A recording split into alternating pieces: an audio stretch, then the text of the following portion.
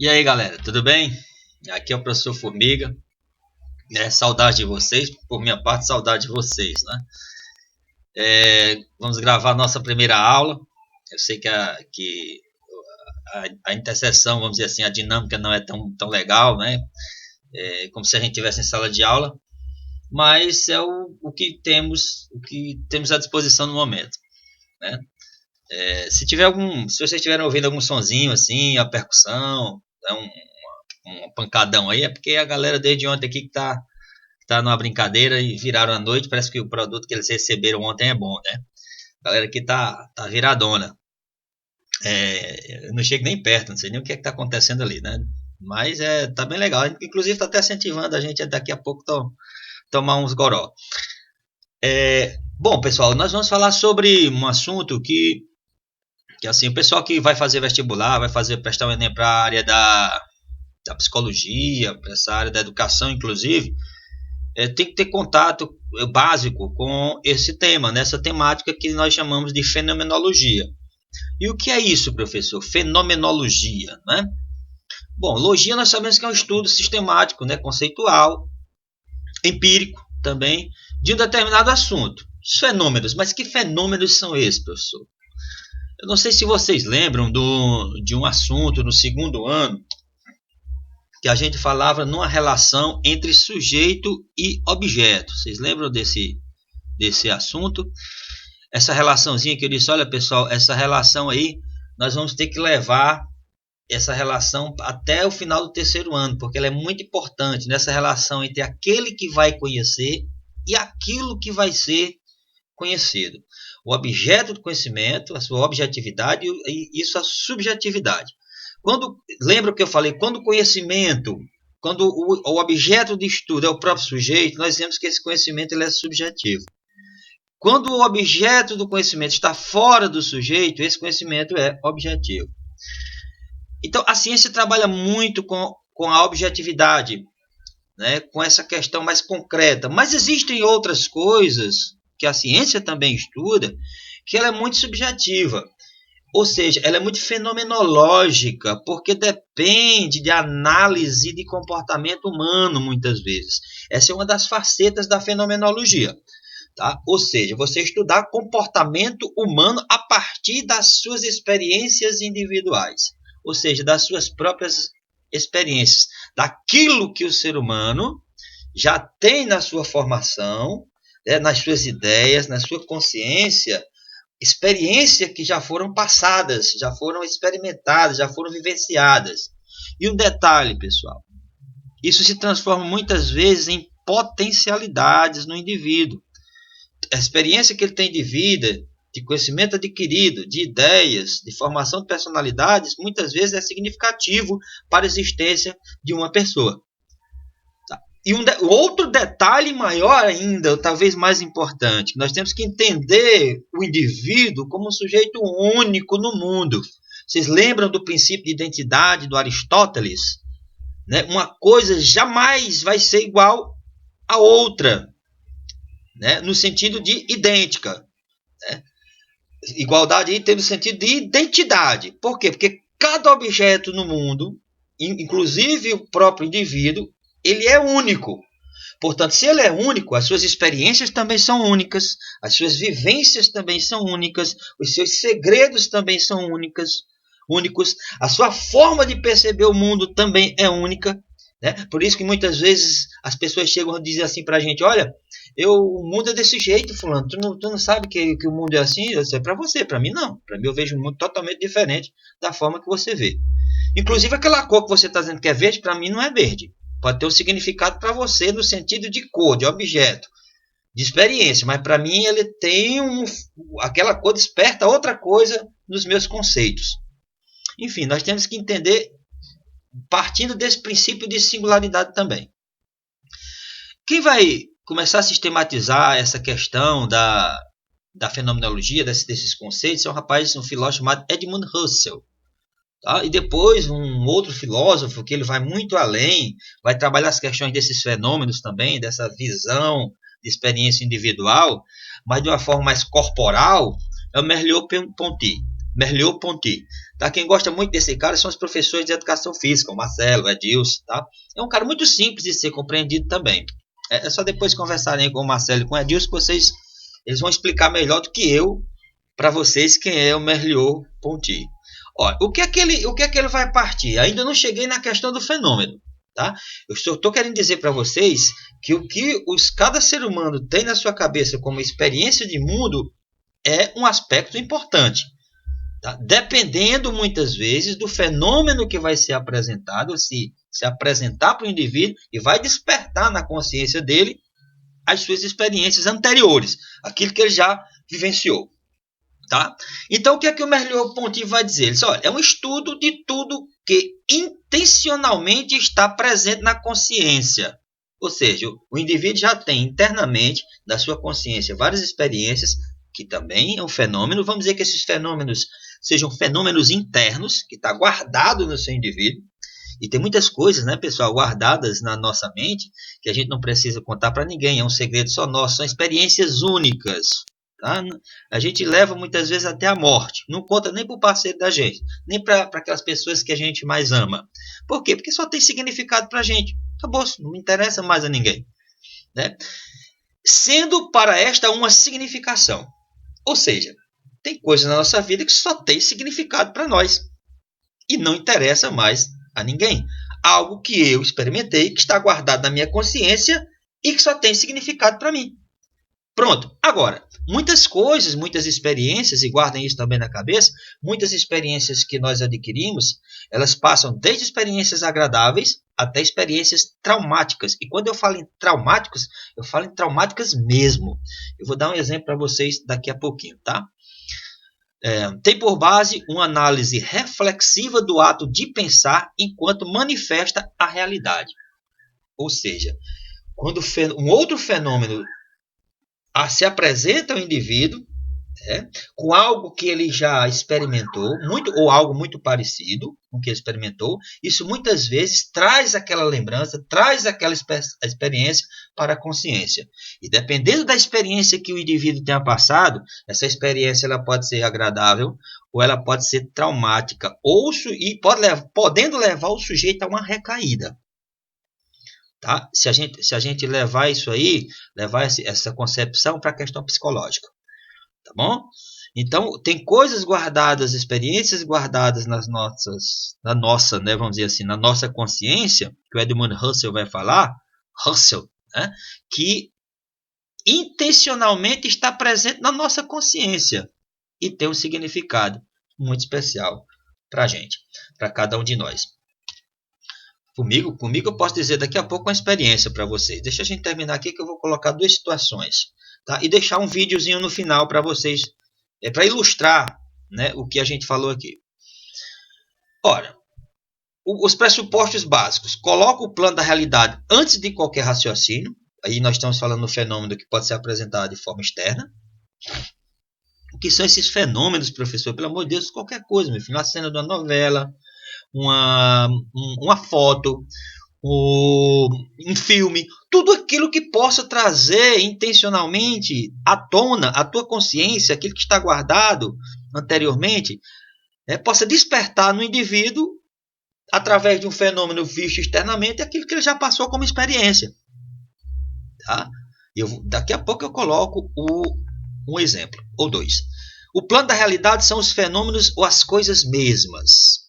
Esses fenômenos são dotados de essências que precisa ser intuída e não apenas descoberta. O que é isso, professor? O que é essa intuição? É uma essência, aquilo que está guardado em você, que de forma imediata, ao fenômeno ser apresentado, ela se obtém, ou ela se desperta, vamos dizer assim. Você tem, diante da visão direta de um objeto, qualquer coisa que se manifeste física, artisticamente ou eticamente, e aquilo desperta, intui, tem uma essência para você, aquela realidade, que intui na sua consciência um conhecimento imediato. Aquilo que já está guardado anteriormente na sua cabeça ou na sua experiência, ou naquilo que você vivenciou. Tá? E aquilo às vezes vem de forma dirigida, clara e concentrada.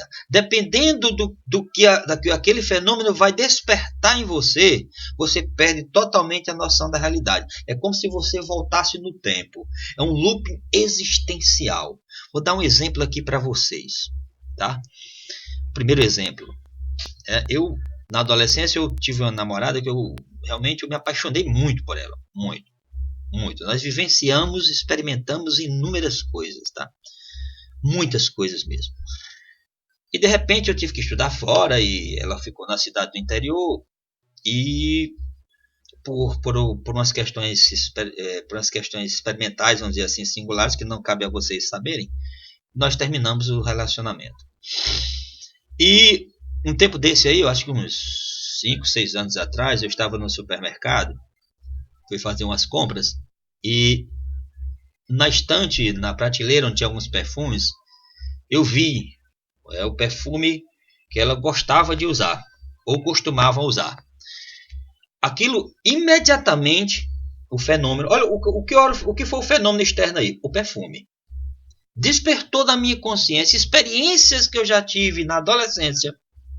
Imediatamente o fenômeno intuiu na minha consciência, né, algo que eu tinha como essencial, que eu experimentei na adolescência e que imediatamente veio à tona. O negócio foi tão forte de um jeito que eu fiquei anestesiado, parado. Eu consegui sentir o cheiro do perfume. Inclusive, em alguns momentos assim, eu consegui sentir a presença da pessoa. Eu vivenciei, naquele meu espaçozinho no supermercado, experiências através de um fenômeno que foi me apresentado externamente. Experiências que eu tive na adolescência. Claro que nesse caso foi uma experiência boa. Tá? Muito boa. Agora você imagine uma experiência traumática. Tá? Vou colocar um exemplo já para vocês. Tá? Vamos ver aqui. A intuição, portanto, penetra na essência do fenômeno e desta forma o sujeito passa a vivenciá-la. Aquilo que acabei de dar como exemplo para vocês. Vou dar um outro exemplo dentro da literatura da psicologia. Você imagina aí, e baseado em casos reais, tá? Esse exemplo que eu vou contar agora é baseado em caso real. Você imagina uma aluna que se apaixona pelo professor, esse professor de matemática, coincidência ou não, e vivem um amor. Tá? Eu conhecia o professor, conheço o professor, sei onde ele mora, apesar da gente estar distante há muito tempo. A menina eu não vi mais, mas enfim, deixa eu contar o caso para vocês. E aí essa menina se apaixona por esse professor, vivenciam assim, experimentam um caso de amor fantástico, meu amorzinho para lá, meu amorzinho para cá, férias, viagens, o que vocês possam imaginar. Noivaram e marcaram a data, né, deste noivado. Noivaram e depois marcaram a data para oficializar. E o festaço, fui convidado, óbvio que eu fui convidado, e fui para essa festa de noivado. E o que ocorreu lá, professor? Bom, algo inusitado, que inclusive no momento eu fiquei sem saber o que dizer. Né? E aí todo mundo, os convidados, né, no caso, esperando o rapaz chegar, ele estava demorando inclusive a chegar, tava lá todo mundo de branco, a coisa mais linda do mundo, e tome champanhe, e tome uísque, eu estava no paraíso, eu estava ali, um êxtase total. Conversando com a menina, inclusive, aí ele vai já chegar, né? Eita, vai ser bacana, vamos esticar a noite hoje, vai ser sensacional. De repente chega o professor, esse professor amigo meu, professor de matemática, e aí ele chega, passa no meio de todo mundo, muito sério, ele já chegou muito sério, ele é uma pessoa muito, muito brincalhona, muito, muito divertida, e chega sério, passa no meio de todo mundo, né? E eu já notei algo estranho no olhar dele. Eles simplesmente chegam onde a menina está, e eu fui acompanhando, né? Tipo assim, um segurança, né? Fui acompanhando. Ele chega, coloca a aliança em cima da mesa e diz: olha, acabou aqui, tchau. E vira as costas e vai embora. E vai saindo, vai embora. Tudo arrumado lá, tudo churrasco pronto, a festa toda pronta. E a menina começa a esboçar um sorriso assim, pensando que é uma brincadeira, né? Uma pessoa muito divertida. E ele vai indo embora mesmo. Aí eu, não, isso só pode ser brincadeira. Ele vai já dar uma volta, dar uma tainha aí, cair de joelho e vai pedir a menina em noivado, oficializar a coisa. Que nada, o cara foi embora. Abriu o portão e eu já tinha tomado uns goróis saindo, né? Rafael, pelo amor de Deus, Rafael, volte, Rafael. Enfim, o Rafael foi embora. E não explicou absolutamente nada até hoje, ninguém sabe o que aconteceu. Eu sei onde o Rafael mora hoje. O Rafael mora no Rio Grande do Norte, é casado com uma fisioterapeuta, né, e trabalha no IFRN, Instituto Federal do Rio Grande do Norte. A menina, no dia seguinte, a menina estava arrasada. Simplesmente acabada e sem entender e sem conseguir falar com ele. Resultado, a menina caiu num trauma psicológico enorme. Traumatizada. Depois desse acontecimento, uma semana depois, a menina foi encontrada na rua, andando sozinha e chamando pelo nome dele. Porque ela não conseguiu entender o motivo, a motivação que levou o rapaz a romper o noivado. Né? Nem eu tentava entrar em contato com o Rafael, e quando eu tentava entrar em contato e conseguia falar com eles, não, formiga, eu não quero falar contigo. Essa menina começou a tomar remédio controlado, aumentou de peso. Olha, ela quase não sai desse trauma. E não sei nem se saiu, porque eu também não tenho notícias mais dela. Agora, passado esse tempo todo, isso aí já faz uns 15, 16, 17 anos por aí. Passado esse tempo todo, imagine que essa menina não tenha superado esse trauma, porque isso foi uma experiência que ela vivenciou que está na consciência dela. Aí você imagina essa menina sentada assistindo televisão numa cena de noivado, vendo uma cena de noivado, ou seja, um pedido de noivado. Isso ela pode ter um looping existencial e pode naquele momento ter uma recaída. Imagina essa menina, alguém ligando para ela, uma das amigas, dizendo assim: ô fulana, vem aqui para minha festa de noivado. A festa de noivado é o fenômeno externo que está se apresentando. E o fenômeno interno é o que está na consciência dela, que pode intuir rapidamente na consciência e levá-la a experimentar aquela situação que ela passou. E ter uma recaída muito grande. Eu estou falando dentro do aspecto psicológico. Tá, pessoal? Existem outros aspectos também. Ou então ela observando ou folheando um álbum de fotografias. Isso pode também, ao folhear um álbum de fotografias e ver uma cena de noivado ou de casamento, isso pode também, se ela não superou bem esse trauma, ela pode cair, né, numa crise existencial muito grande. Ou ter um retorno àquilo que ela vivenciou, ficar paralisado e ter que novamente iniciar o tratamento. Eu estou citando um caso, tá, pessoal? Um caso. Tá? E não existe, muitas vezes, remédio para essas questões. Muitas vezes a superação vem pela própria subjetividade do indivíduo, pela substituição das experiências anteriores. O remédio, o fármaco, a química, muitas vezes só serve para anestesiar, mas aquilo está guardado na tua consciência, não é um programa de computador que você vai lá e deleta uma partezinha daqui da tua vida. Não é assim que funciona com o ser humano. Entendeu, pessoal? Nós temos que entender, né, essa questão que o ser humano, existem alguns princípios básicos do ser humano, né? Nós temos que nos aprofundar mais nessas questões existenciais. Nós temos que parar de tratar ou reduzir o organismo humano apenas a um sistema biológico, químico, cibernético. Professor, se eu resolvo, eu passei por uma crise existencial, ainda sinto muito, hoje eu vou ali na Pague Menos e compro uma peça e substituo. Não é assim que funciona, não.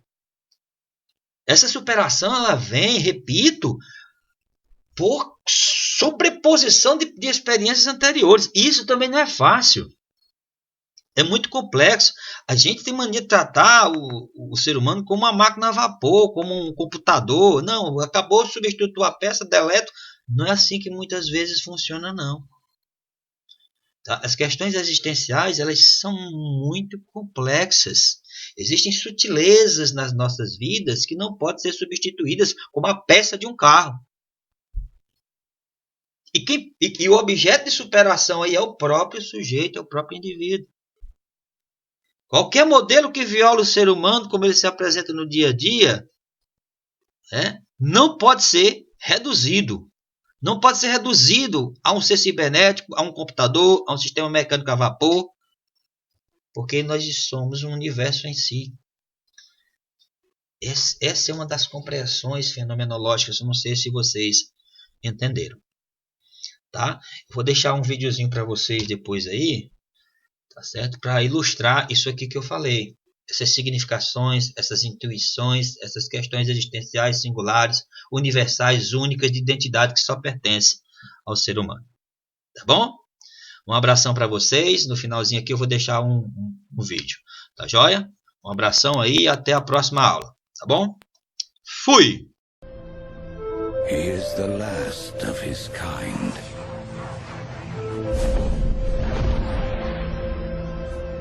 All that remains of a once powerful nation. Some think he is a myth.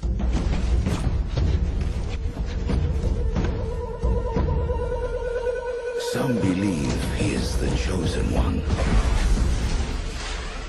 who will bring balance to a world at war. And some will stop at nothing to destroy him.